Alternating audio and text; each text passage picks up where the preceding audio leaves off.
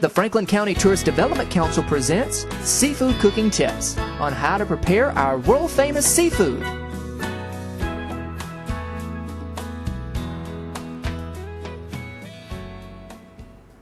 This is how we do double dip grouper fillet.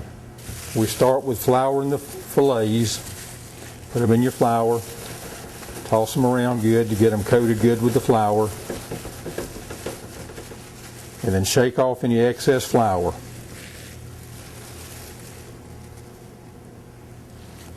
Now we're going to put them in our milk wash.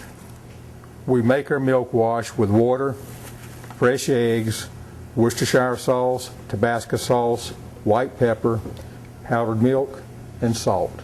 We combine all the ingredients and whip it up real good to make a thin batter for the milk wash. Now we're going to put the fillets into the wash, and you want to just let them get wet and take them right out and drain them good.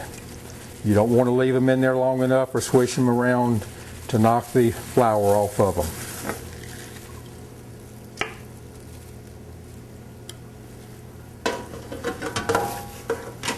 Now we put the fillets into cracker meal that has been seasoned,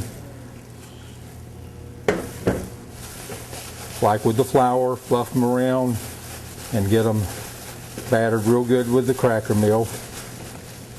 Shake off the excess meal, and now they're ready to fry. Now we're going to fry the grouper fillets.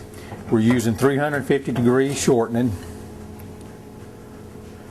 Drop the fish into the shortening, and we cook it for 3.5 minutes.